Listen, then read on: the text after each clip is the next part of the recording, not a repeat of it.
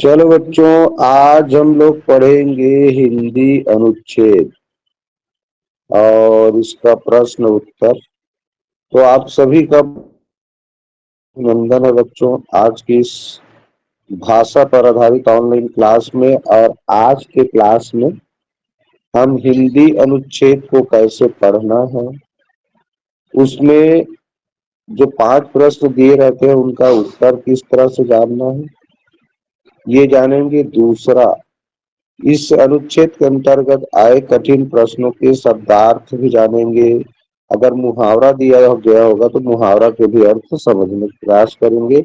साथ ही साथ कोई कठिन शब्द हो तो उसको पढ़ते किस तरह से है, उसका मीनिंग क्या होता है, यानी मायने क्या होता है, शब्दार्थ क्या होता है, ये भी जानेंगे। तो चलिए, मैं एक अनुच्छेद पढ़ रहा हूँ शुरू में, ठीक है, उसके बाद तुम लोग पढ़ोगे। तो चलिए मैं शुरू करता हूँ, ध्यान से देखो। महान विजेता होने के साथ साथ वे सफल कूटनीतिज्ञ थे। वे जानते थे कि सुदूर दक्षिण के राज्यों पर नियंत्रण नहीं रखा जा सकता, इसलिए उन्होंने दक्षिण के राजाओं से वैवाहिक संबंध स्थापित किए, जिससे उनके राज्य पर दक्षिण से आक्रमण का भय समाप्त हो। इस तरह वे अपनी बुद्धिमानी और राज्यों की सहायता से भारत से विदेशी जातियों को निकालने में सफल रहे। चंद्रगुप्त विक्रमादित्य कला और संस्कृति के प्रति अनुराग रखते थे। उन्होंने विद्वानों को पूरा संरक्षण प्रदान किया। वह स्वयं विद्वानों का आदर करते थे। कहा जाता है कि उनके दरबार में 9 रत्न थे। कालिदास उन 9 रत्नों में श्रेष्ठ थे। चंद्रगुप्त के मंत्री वीरसेन स्वयं व्याकरण, न्याय और राजनीति का मर्मज्ञ था। विक्रमादित्य स्वयं कला प्रेमी और कलाओं के संरक्षक थे। गुप्त काल में कला के विकास में उनका सर्वाधिक महत्वपूर्ण योगदान था। तो ये रहा बच्चों हमारा हिंदी का अनुच्छेद क्रमांक 1। अब चलिए, आप लोगों ने अगर ध्यान से सुना होगा तो उत्तर बताते जाना। और आज मैं प्रश्न जो कमेंट लूंगा वो नाम लेकर पूछूंगा, ठीक है। तो जिस बच्चे का नाम लूंगा वो उसका आवाज मुझे सुनाई नहीं देगा तो मैं किसी दूसरे बच्चे को चांस दूंगा, तो ध्यान रखोगे। चलिए मैं प्रश्न पढ़ रहा हूँ, आप लोग कमेंट नहीं करोगे, जिसका नाम लूंगा वही करोगे। तो पहले मैं नाम ले रहा हूँ, चलो मोक्ष कुमार, तुम बताओ। चंद्रगुप्त विक्रमादित्य कला और खाली स्थान के प्रति अनुराग रखते थे। तुम्हारे पास 4 ऑप्शन है, साहित्य, नृत्य, व्यवसाय और संस्कृति। मोक्ष कुमार कमेंट करो, क्या आएगा इसमें। मोक्ष का कमेंट नहीं आया। एंजलिना तुम कमेंट करो। Aman Sonwani, Harshita, Vidya, D option sir. क्या D option sir. B option, D. D, हाँ डी ऑप्शन बोल रहे हो। तो मैं बोला उस समय तो नहीं बोले। चलो बताओ, इसका उत्तर कौन से लाइन में है। चौथा लाइन में। चौथा लाइन में देखो, यहाँ लिखा है कला और संस्कृति। चंद्रगुप्त विक्रमादित्य कला और संस्कृति के प्रति अनुराग रखते थे। तो ये कला तो लिखा हुआ है खाली स्थान, में ये संस्कृति शब्द आएगा। कौन कौन जवाब दिए हो बताओ तो नाम। सर और नहीं सुनाई दिया। चलो अगला हर्षिता प्रश्न सर। पढ़ते हैं। हर्षिता, ठीक, गुड। चलिए हर्षिता के बाद अब मैं प्रश्न पढ़ रहा हूँ, उसका जवाब देंगे निव्य, तनुश्री और तनिषा में से कोई एक। विक्रमादित्य के दरबार में 8 रत्न थे, 16 रत्न थे, 9 रत्न थे, इनमें से कोई नहीं। तनुश्री, निव्य या तनिषा, तीनों में से कोई भी जवाब दे सकते हैं। सर रत्न थे। नाम तनुश्री। तनुश्री के हिसाब से 9 रत्न थे और निव्य और ये तनिषा नहीं जुड़ी है। सर जुड़ी है सर। हाँ बताओ जी, अपना तुम लोगों का नंबर है तो तुम लोग अपने नंबर में तो बोलो। तनुश्री बोल बताई है, तनिषा तुम बताओ तुम्हारे हिसाब से। Option C sir. हाँ, और निव्य जुड़ा है जी, निव्य नहीं जुड़ा है। चलो ठीक, तो ये 9 रत्न थे। यहाँ पर देखो लिखा है उनके दरबार में 9 रत्न थे करके, ठीक, यहाँ पर लिखा है ये, तो 9 रत्न वाला बिल्कुल सही आंसर। चलिए बढ़ते हैं अगले प्रश्न। इसका जवाब देंगे लोकेंद्र, अर्पित और सृष्टि। कालिदास किसके समकालीन थे? कालिदास किसके समकालीन थे? अशोक के, चंद्रगुप्त मौर्य, विक्रमादित्य के, हर्ष के या समुद्रगुप्त के? लोकेंद्र को जवाब देना है और अर्पित, तीनों में से कोई भी जवाब। लोकेंद्र बोल रहे हो? बोलो जी कौन सा option? Option number B sir, Arpit Tiwari. Arpit का कमेंट आ गया, ऑप्शन बी लोकेंद्र और गीत के किसका नाम बोला? सृष्टि। तुम लोग बताओ कौन सा ऑप्शन तुम्हारे हिसाब से इस प्रश्न का? चलो तुम दोनों का नंबर कट हो गया, आवाज नहीं आ रहा है तुम लोगों का। अर्पित तिवारी का बिल्कुल सही है। अब इस प्रश्न का उत्तर जानते कैसे हैं ये जानो। क्योंकि कालिदास किसके समकालीन थे? सर हाँ, सर मेरा नहीं हुआ है। तुम्हारा क्या नाम है? हिमांशी। तुमको अभी बोला गया था कमेंट करने के लिए। नहीं सर। हाँ तो तुम्हारा नंबर तो अभी आगे के प्रश्न में आएगा ना। तुम्हारा नंबर नाम ही नहीं बोला हो तो कैसे आएगा जी? तुम्हारा नंबर आगे के प्रश्न में आएगा। मैं 3 लड़की या 3 आदमी का नाम ले रहा हूँ, वही लोग जवाब। समझ आया? तुम्हारा नंबर अभी आया नहीं है, आएगा आगे के प्रश्न में आएगा। चलो ध्यान दो। तो ये कालिदास किसके समकालीन थे? ये प्रश्न पर माने ये चीज अनुच्छेद में कहीं नहीं लिखा, लेकिन इसका उत्तर हम कैसे जानेंगे बच्चों, बताता हूं, देखो ध्यान से सुनना। अशोक के बारे में, हर्ष के बारे में और समुद्रगुप्त के बारे में तुम इस अनुच्छेद में देखना कहीं पर भी नहीं आया है। ये तीनों का नाम भी कहीं पर नहीं लिखा है पूरा अनुच्छेद में। पूरे अनुच्छेद में केवल चंद्रगुप्त विक्रमादित्य के बारे में ही बात हुआ। ये चंद्रगुप्त उसका नाम है और विक्रमादित्य जैसे उसका सरनेम है, जैसे हिमांशी साहू, गीतिका साहू, तो साहू उसका सरनेम है ना, वैसे ही विक्रमादित्य, चंद्रगुप्त विक्रमादित्य, विक्रमादित्य उसका सरनेम। तो ये एक आदमी का नाम है ये, और इसी के बारे में ही पूरा अनुच्छेद में बताया गया है, तो वही उत्तर होगा। ठीक, चलिए अगला प्रश्न लेते हैं, ध्यान से सुनो। इस प्रश्न का उत्तर देंगे गीतिका,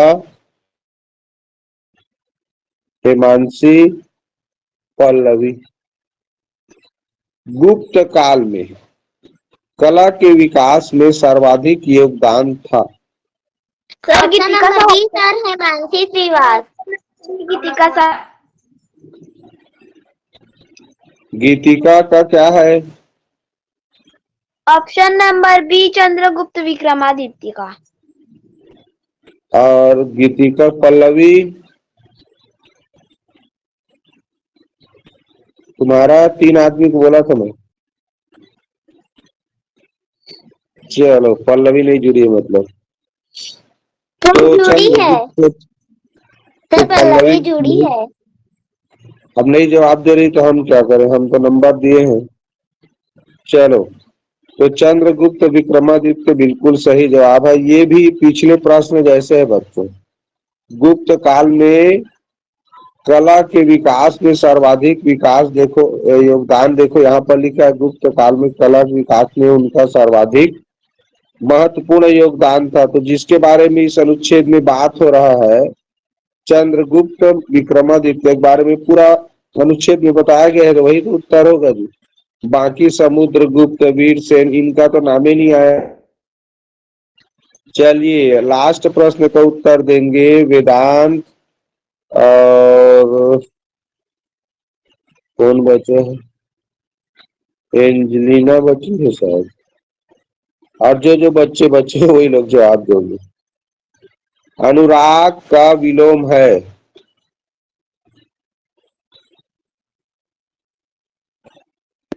वेदांत जवाब दो।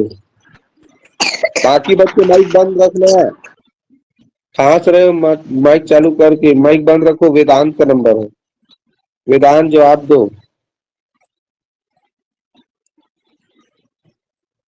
तुम्हारा आवाज नहीं आ रहा है, फिर मैं दूसरे से पूछता हूँ। Aman Sonwani. Option number C for Aman Sonwani. Option number C. और sir option number B. Sir option number ए।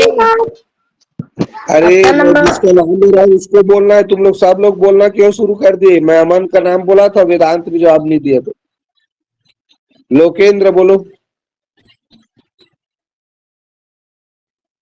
अब शोर नहीं करना है, लोकेंद्र नहीं दे रहा है। चलो हिमांशी।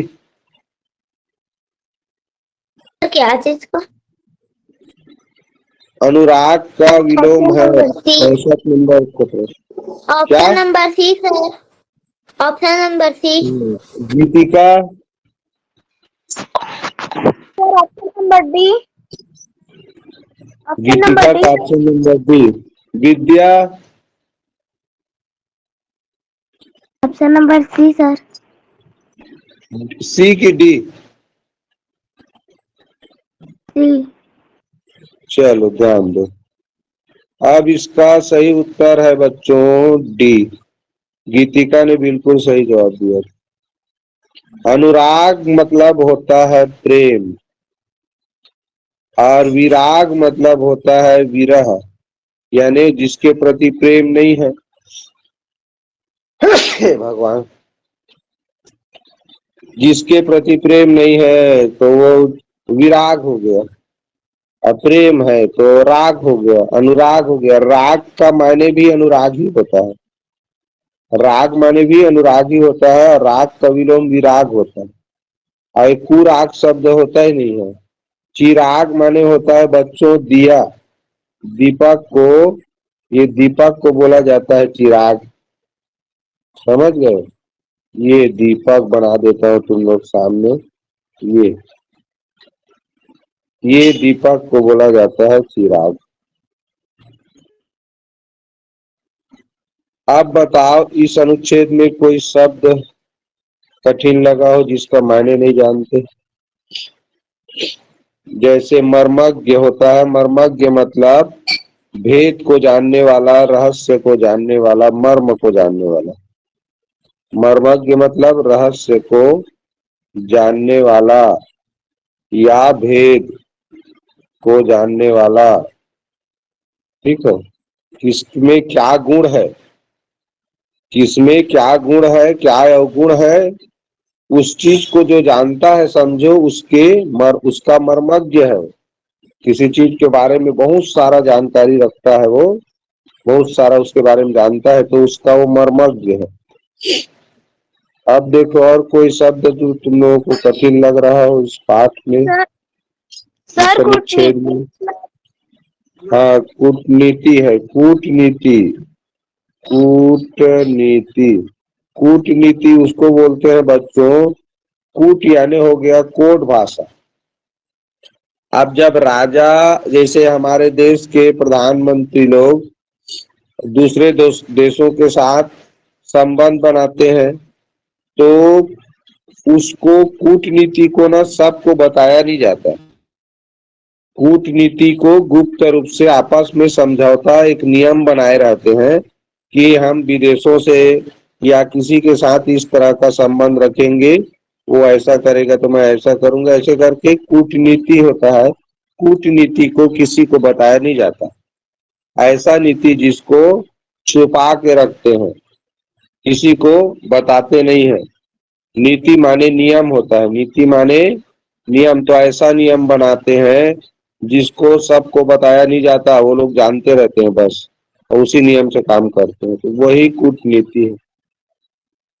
और कूटनीतिज्ञ मतलब कूटनीति बनाने वाला, जो कूटनीति जो बनाते हैं ना, वो लोग उसमें सफल भी होना चाहिए, तब कूटनीति है। जो नियम बना रहे हैं वो फायदा होना चाहिए उसको।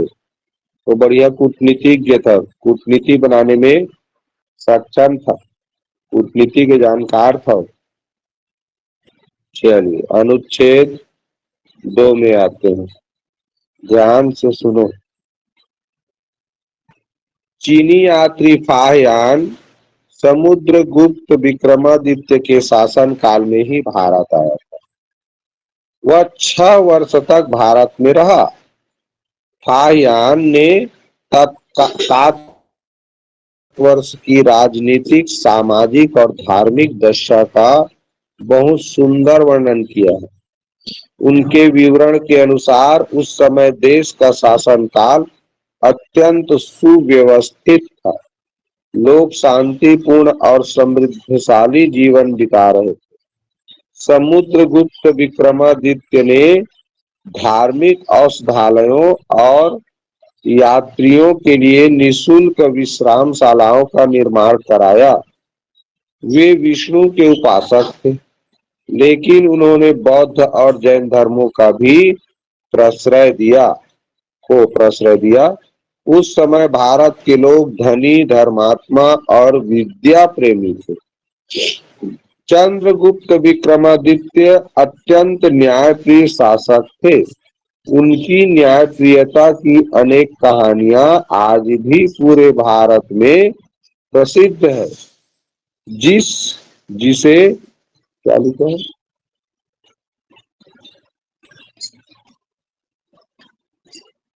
जिस विक्रमादित्य की न्याय नीति, उदारता, शौर्य और पराक्रम के बारे में बड़ी संख्या में किंवदंतियां प्रचलित हैं, वह शायद समुद्रगुप्त ही थे।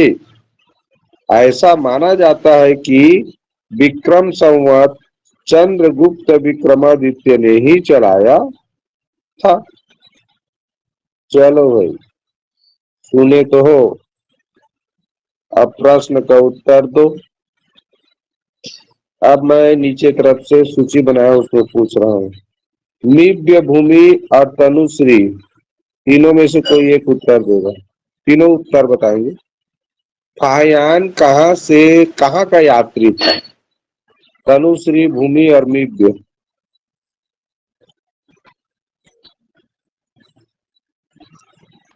Option number C sir. यात्री थे? Option number C A sir. देख लो भाई, यहाँ चलो मैं अनुच्छेद दिखा देता हूँ। इसके बाद भी उत्तर बता सकते हो।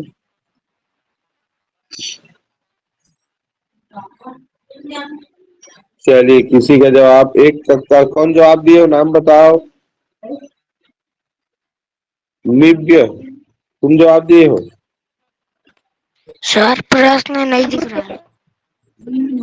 प्रश्न मैं तो पढ़ा हूँ, देखो यहाँ। पायान कहाँ का यात्री था? बोला यूनान का, श्रीलंका का, चीन का। कहाँ का यात्री था? तीन में से जवाब दोगे? चलो, तीनों का जवाब नहीं आया। तनिषा लोकेंद्र है सर मैं जवाब। बोलूं? टाइम। मैं तीन लोगों को बोला था, तनुश्री, भूमि और मिव्य। तुम लोगों का टाइम खत्म हो गया, नहीं दे पाए जवाब। तनिषा लोकेंद्र हिमांशी, ये तीनों में से देंगे। तनिषा लोकेंद्र हिमांशी, तीनों में से कोई एक जवाब दो। तीनों में से कोई भी जवाब दे सकते हो। नाम बताओ अपना। हिमांशी नाम हिमांशी, क्या जवाब है तुम्हारा? हिमांशी, क्या जवाब है तुम्हारा? तुम्हारा भी माइक नहीं है ऑन, नहीं सुनाई दे रहा है। चलो फिर अगले को नंबर देता हूँ अब मैं। अर्पित सृष्टि। ऑप्शन नंबर डी सर, चीन का। अर्पित के हिसाब से ऑप्शन नंबर डी है। सृष्टि,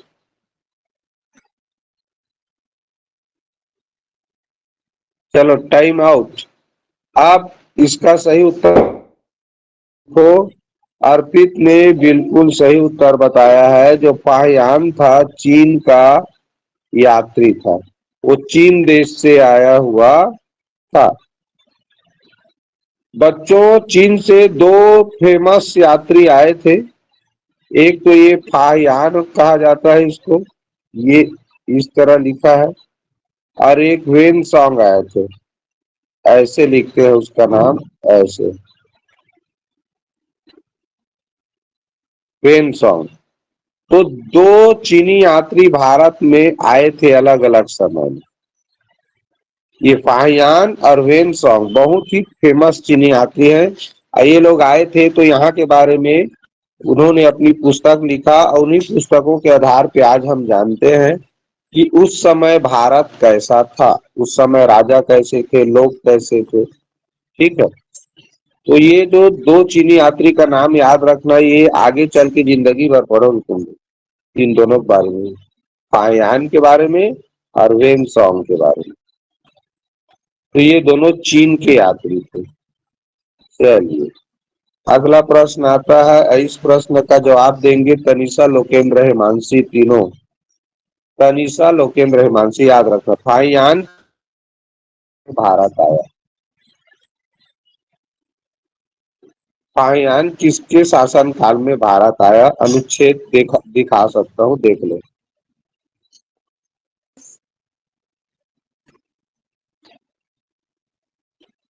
चलो अब उत्तर बताओ।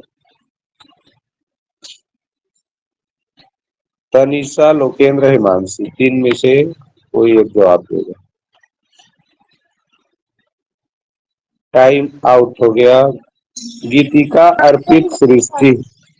Sir option B. गीतिका, कौन ऑप्शन बोल रहे हो? बी। टाइम ऑप्शन खत्म बी। हो गया तुम लोग।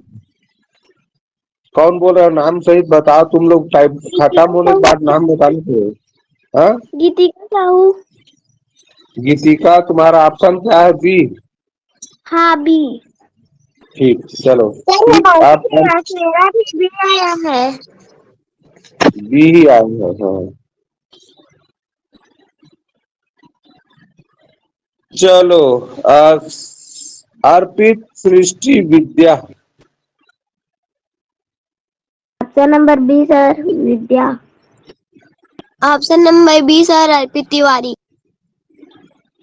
चलो अब आंसर बताते हैं। सभी का आंसर समुद्रगुप्त के शासन काल में आया था।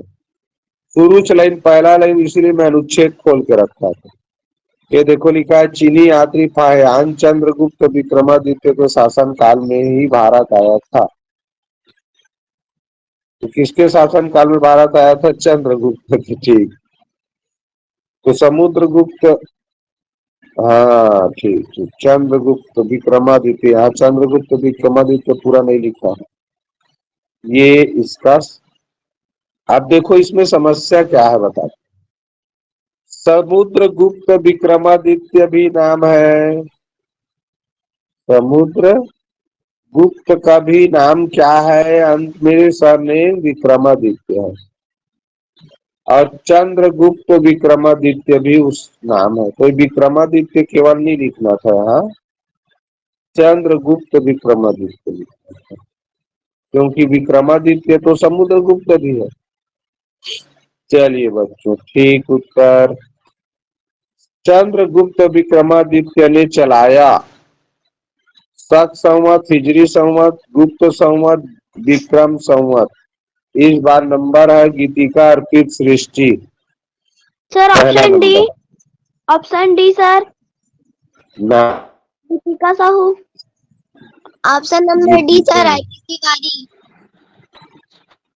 सृष्टि आज नहीं जुड़ी है क्या? एस खरे लिखा होगा, देखो तो कहीं जुड़ी है? डी है सर। तो इसको कमेंट क्यों नहीं मिल रही? इसका कमेंट आज सोई लग रहा, मोबाइल चालू करके सो गई होगी। नहीं सर। तो जवाब दो ना, नाम इतना बार लिए अभी तो नहीं सर करके बस बोल रही हो, नहीं सर के बजाय में option A B C D बोलो। क्या जवाब है तुम्हारा बताओ?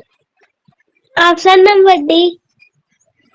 अब वो लोग बोल दिए हैं तो बोलोगे ही, उससे पहले बोलना था तुमको। चलो, दो लोगों का सही माना जाएगा, तुम टाइम में बोलिए।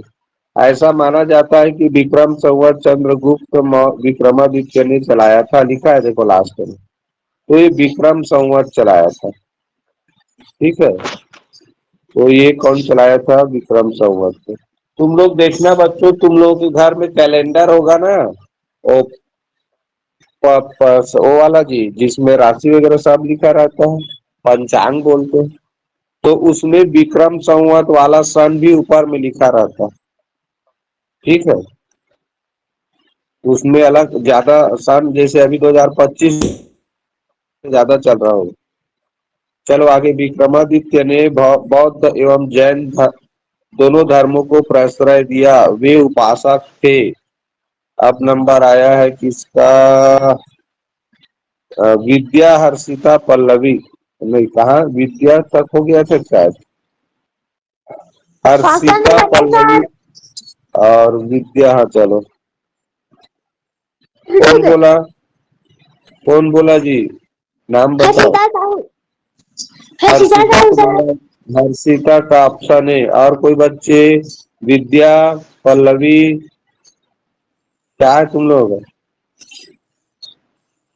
तुम लोग के हिसाब से क्या होगा? नहीं जवाब दे रहे हो। मोक्ष,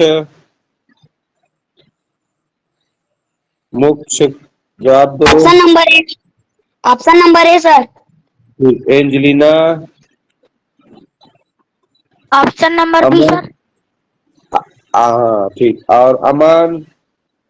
option number A for Aman Farmani.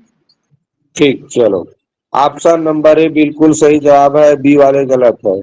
देखो यहाँ यहाँ तो आया है दिए थे, वे विष्णु के उपासक थे, अनुच्छेद में लिखा हुआ है, इसमें तो सर्वधर्म का। निम्न में से कौन सा शब्द पराक्रम का पर्यायवाची नहीं है? वेदांत बताएगा, मोक्ष बताएगा, या फिर एंजलिना, या डी सर। ऑप्शन क्या होगा? Number D sir. पर्यायवाची नहीं है सर, रख दी। वेदांत का जवाब आया, और किसका जवाब आया? और किसने डी बोला जी? मैंने। चलो टाइम आउट। तो निम्न में से कौन सा शब्द पराक्रम का पर्यायवाची नहीं है? तो ये संरक्षण। संरक्षण का मतलब होता है किसी को सुरक्षित रखना, उसको कुछ हानि होने से बचाना, खराब होने से बचाना, हानि होने से बचाना। ठीक है, तो ये संरक्षण कहलाता है, किसी को सुरक्षा प्रदान करना।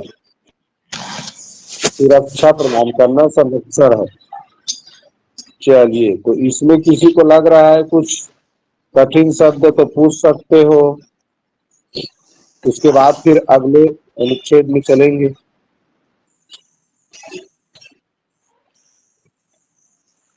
चलिए, कोई नहीं पूछ रहे। हाँ बोलो। सर उसमें कीवंतिया नाम का कुछ दिया है? ठीक, बहुत बढ़िया। दंतिया। सभी बच्चे ध्यान से सुनो, ये बहुत ही फेमस वर्ड है। इसको बहुत जगह कब पढ़ोगे, जब बहुत पुराने समय के इतिहास के बारे में, किसी राजा राठी के बारे में कोई कहानी पढ़ोगे ना, वहीं पर ये शब्द आता है। किंवदंतियां उसे कहते हैं बच्चों, जो कहानी लोगों के द्वारा हम केवल सुने रहते हैं और वो किसी पुस्तक में लिखा या छपा नहीं रहता। देखना, तुम लोग गांव में तुम्हारे घर वाले कभी कभी बताए रहते हैं कि अरे इस पेड़ में ना भूत रहता है, उधर मत जाना, या बहुत पहले की ऐसा ऐसा कहानी सुनाएंगे तुम लोगों को जिसके बारे में विश्वास करना मुश्किल होता है। तो वो जो किंवदंतियां होता है ना, किंवदंतियां माने बना सुनी सुनाई कहानी है, वो एक दूसरे से सुनी सुनाई कहानी है और वो किसी पुस्तक में नहीं लिखा रहता। अब आज की स्थिति में क्या है, सुनी सुनाई कहानी को भी पुस्तक में लिख दिए हैं बहुत सारा, लेकिन कोई स्पेशल और साहित्य में नहीं लिखा। गांव में बहुत सारा इस तरह की किंवदंतियां फैला रहता है, किसी न किसी के बारे में ऐसी कहानी बना रहता है। तो वही जो हम अपने दादा दादी नाना नानी अम्मा पापा से बहुत सारा देखना कुछ कहानी सुनते होंगे, तो वो सब किंवदंतियां होती है, बना की कहानी भी सुना देते हैं, जबकि वैसा रहता नहीं है, ना वैसा हुआ नहीं था। वो कहानियां कहलाती है किंवदंती। हाँ एक और प्रश्न, बोलो एक और बोलो शब्द समझ में। बोलो बोलो। सर वो स्वाभिमान लिखा है। स्वाभिमान लिखा है। स्वाभिमान माने स्वयं का अभिमान। सर यात्री के बाद लिखा है वो। स्वाभिमान कहाँ पर लिखा है? यात्री के बाद कौन सा लाइन में? पहला लाइन में। पहला लाइन, यात्री के बाद पहला लाइन। हाँ, फायान लिखा है जी। स्वाभिमान फायान वो आदमी का नाम है जो चीन से आया था, यही तो यात्री है। फायान ये चीन देश का जो आया था यहाँ घूमने ना, चीन देश का आदमी आया था घूमने हमारे देश में, यात्रा करने, घूमने आते हैं जैसे हमारे देश के लोग विदेश जाते हैं ना घूमने, वैसे ही चीन देश का एक आदमी आया था, उसका नाम था फायान।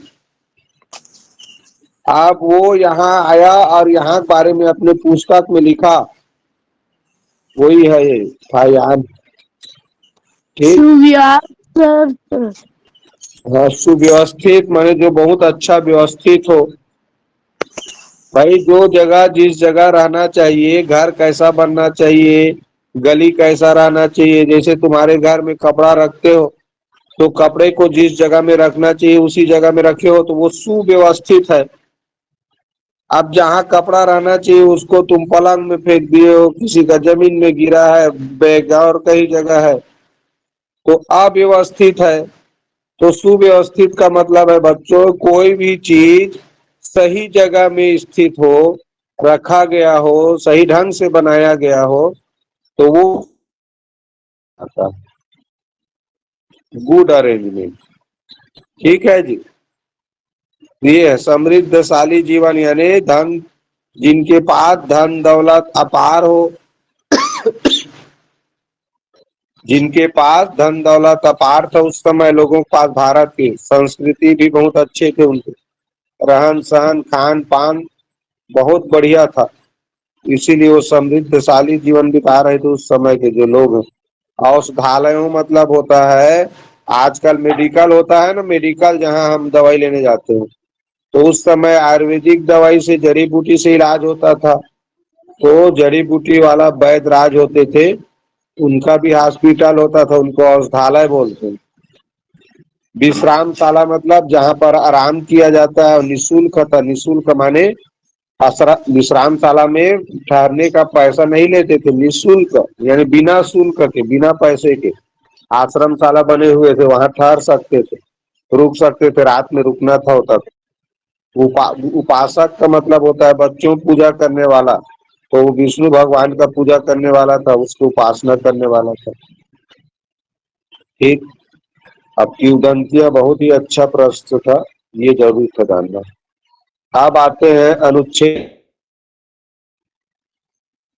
चंद्रशेखर आजाद और उनके साथी अंग्रेजों को देश से खदेड़ना चाहते थे, इसके लिए आवश्यक था संगठन बनाना और हथियार खरीदना, किंतु धन नहीं था, इसलिए उन्होंने लखनऊ के पास काकोरी में ट्रेन द्वारा ले जाए जा रहे सरकारी खजाने पर अधिकार कर लिया। बाद में वे पकड़े गए। मुकदमे के बाद आजाद के साथी राम प्रसाद बिस्मिल, राजेंद्र लाहिड़ी और रोशन सिंह को फांसी मिली। चंद्रशेखर आजाद अंग्रेजों के हाथ नहीं आए, वेश बदलकर वे अंग्रेजी पुलिस को छकाते रहे। पर एक दिन इस इलाहाबाद के अल्फ्रेड पार्क, अब आजाद पार्क का नाम रख दिया गया है उसका, में पुलिस ने उन्हें घेर लिया। अपनी पिस्तौल से आखिरी दम तक वे पुलिस का सामना करते रहे। पिस्तौल में बची आखिरी गोली उन्होंने अपनी कनपट्टी पर मार ली। जीते जी वे अंग्रेजों के हाथ नहीं आए।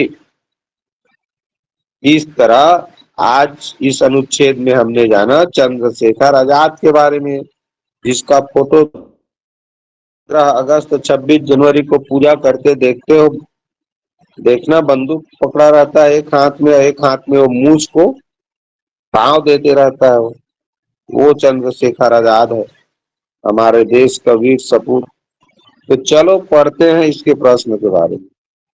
ट्रेन द्वारा ले जाए जा रहे सरकारी खजाने को किस स्थान पर लूट किया गया? 3 बच्चे का नाम ले रहा हूँ, अमन, एंजेलिना, मोक्ष। बताओ तीनों में से कोई एक। Option number C for Aman Farmani. अमन कहा गया, एंजेलिना या मोक्ष? तुम दोनों का ऑप्शन अभी कमेंट नहीं आया है। तुम लोग सामने अनुच्छेद भी दिखाई दे रहा है। चलो वेदांत, पल्लवी, हर्षिता, तीनों में से कोई बताओ। चलो मौका मिलेगा पहला प्रश्न। चलो time out. Option number B sir. Option number B. B. चलो टाइम खत्म। अब देखो उत्तर बता रहा हूं, देखो यहाँ लिखा काकोरी में ट्रेन द्वारा ले जाए जा रहे सरकारी खजाने पर अधिकार कर लिया, तो काकोरी में लिखा है, काकोरी जगह का नाम है, काकोरी जगह का नाम है। अब मुझे ये बताओ, ये चौरी चौरा, चौरी चौरा कहीं पर पूरा अनुच्छेद में लिखा है? पूरा अनुच्छेद में कहीं पर चौरी चौरा लिखा ही नहीं है। अब पता नहीं इसको कैसे तुम लोग कमेंट किए हो, भगवान जाने।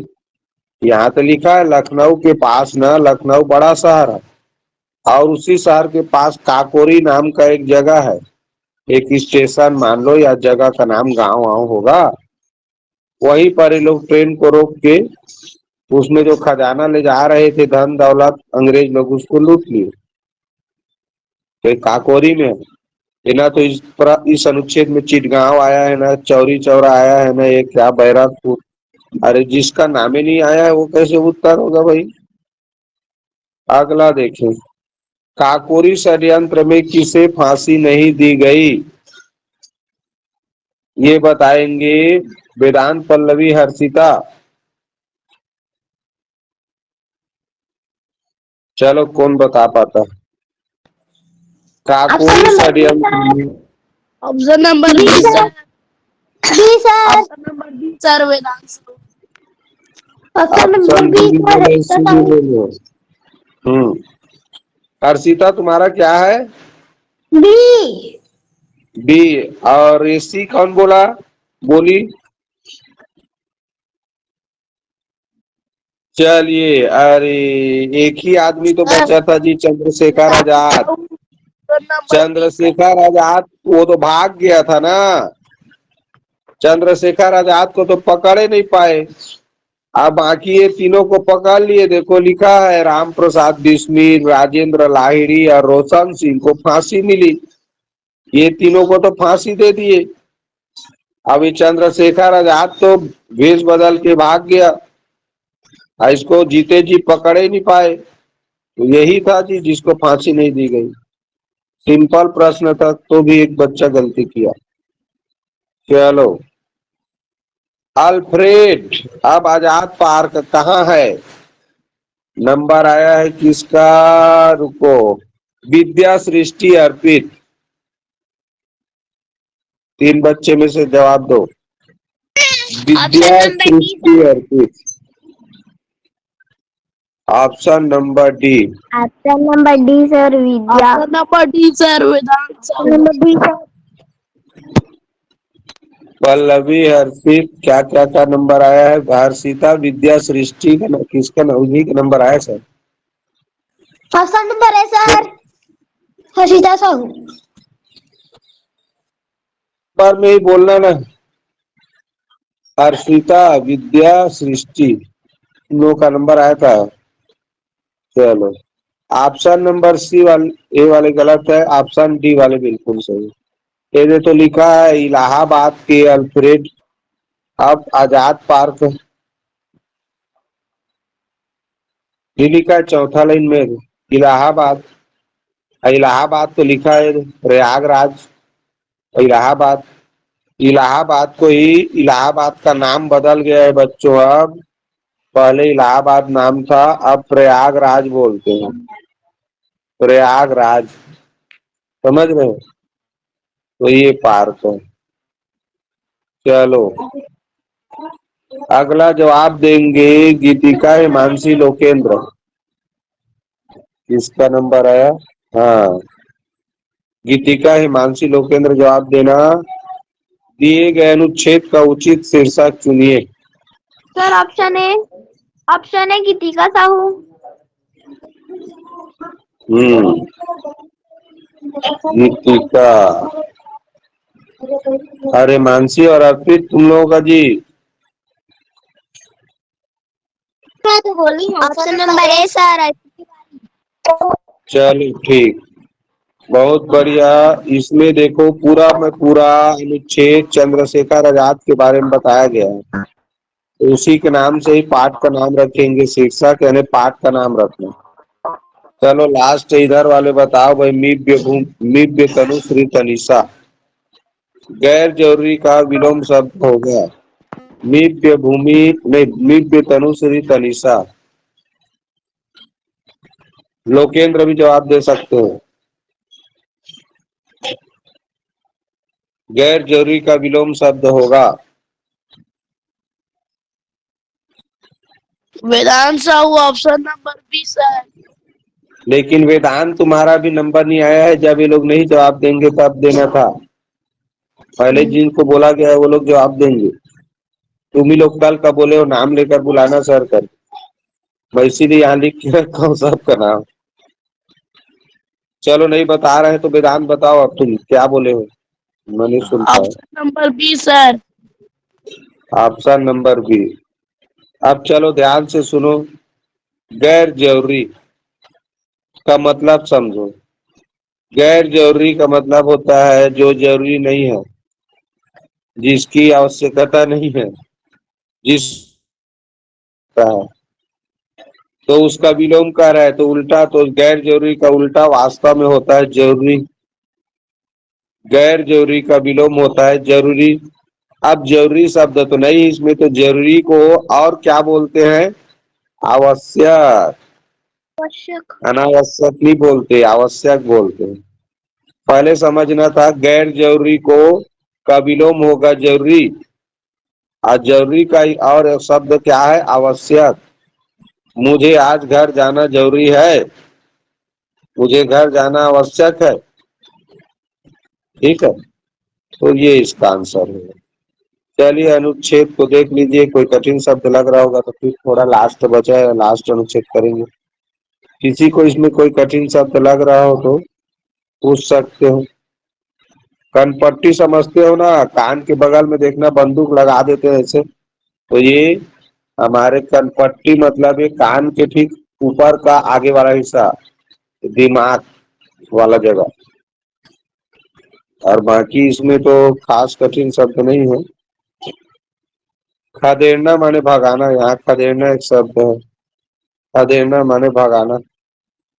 किसी को जैसे गाय बैल खेत में वो घुस डंडा मार के भगाते हैं ना, चोरों को मार के भगाते हैं, तो भगाना है ना, खदेड़ना। ठीक, चलो लास्ट अनुच्छेद पढ़ते हैं, सभी बच्चे ध्यान से सुनो। एक विशाल कांच के महल में न जाने किधर से एक भटका हुआ कुत्ता घुस गया।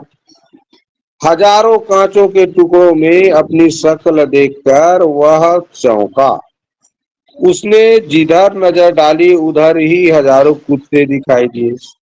वह समझा कि ये सब उस पर टूट पड़ेंगे और उसे मार डालेंगे। अपनी शान दिखाने के लिए वह भौंकने लगा। उसे सभी कुत्ते भौंकते हुए दिखाई पड़े।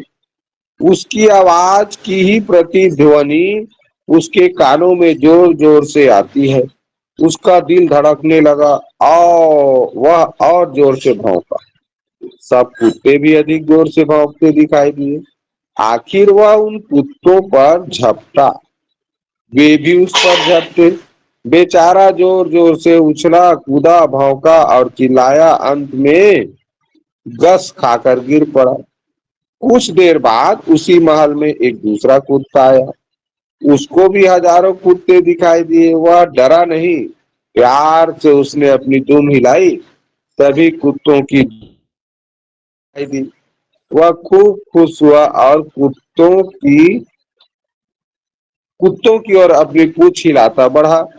सभी कुत्ते उसकी दुम उसकी ओर दुम हिलाते बढ़े। वह प्रसन्नता से उछला कूदा, अपनी ही छाया से खेला, खुश हुआ और फिर पूंछ हिलाता बाहर चला गया। एक नंबर का मजेदार कहानी था। अब बताओ भाई, कुत्ते ने किसमें अपनी शक्ल देखी? मिव्य भूमि तनुश्री तनिषा। मिव्य भूमि तनुश्री तनिषा, चार लोग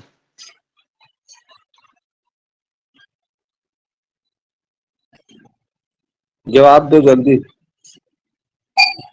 अगला आ गया, नहीं टाइम खत्म। लोकेंद्र है, Mansi, Geetika.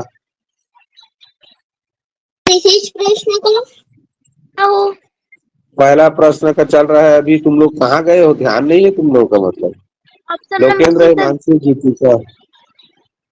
Option number C. Option number C बिल्कुल सही जवाब है। बाकी बच्चे कमेंट खत्म, टाइम आउट। तो कुत्ते ने कांच के टुकड़े में, यहाँ तो लिखा है ना, कांच के टुकड़ों वाला घर में चला गया। अगला आते हैं, कुत्ते ने कांच के टुकड़ों के समक्ष क्या किया? अब आ ऑप्शन गया number number B sir. Lokendra है, Mansi, Geetika. Option number D sir, Mansi Srivastava. Option number D sir, Geetika Sahu. ठीक सर ठीक मुझे ठीक तो नहीं देख रही थी। Option number D sir. ठीक ठीक ठीक, बिल्कुल सही जवाब। तेज भौंकने लगा। चलो, अब अगला प्रश्न आता है, दूसरा कुत्ता किसके साथ खेला? अर्पित, सृष्टि, विद्या।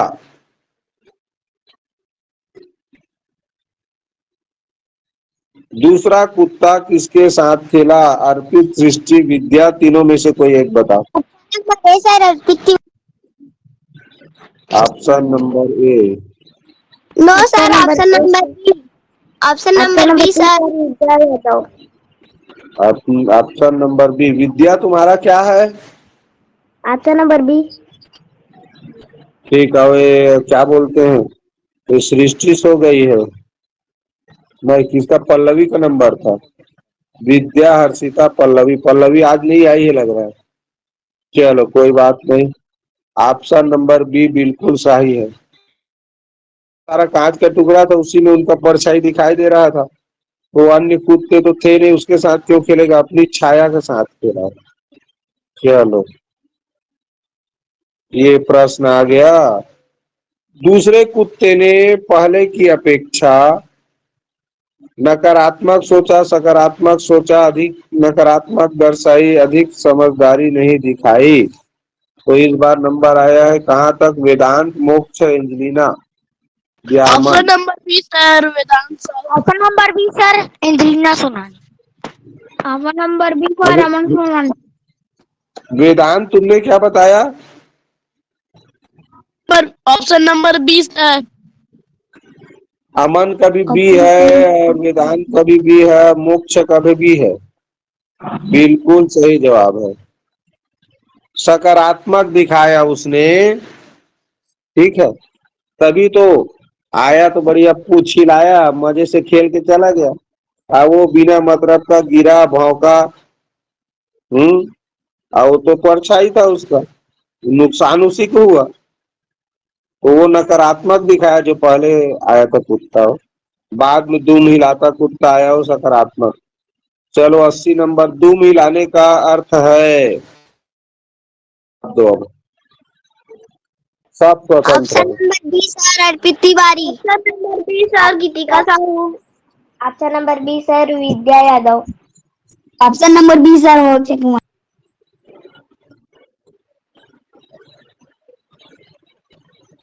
दुम हिलाने का अर्थ है, ऑप्शन नंबर दुम B sir. Geetika Sahu. Option number B sir Arpit Tiwari. Time option out हो नंबर बी गया, सर। टाइम आउट हो गया। दुम हिलाने का अर्थ होता है पूछ हिलाना। ऑप्शन बी बिल्कुल सही है। दुम माने होता है पूछ, तो दुम हिलाना माने पूछ हिलाना होता है। देखना कुत्ते कुत्ते कुत्ता जब तुम्हारे लिए खुश रहेगा ना, तो वो अपनी पूछ को बढ़िया ऐसे ऐसे हिलाते रहता है। देखे हो ना? कोई कुत्ता पाले हो तो देखना, जब किसी कुत्ते को प्यार करोगे, उसको सहलाओगे, तो अपनी पूछ को हिलाना शुरू कर देता है। तो कुत्ता पूछ हिला रहा है तो समझ जाओ वो बहुत खुश है। समझ रहे हो? कुत्ता जब खुश होता है किसी के व्यवहार से, तो वो अपनी पूंछ हिलाता है और बताता है कि भाई मैं तुमसे खुश हूँ, तुम मेरे से काम करवा सकते हो। इस तरह से बच्चों, आज का हिंदी का क्लास यहीं पर समाप्त होता है।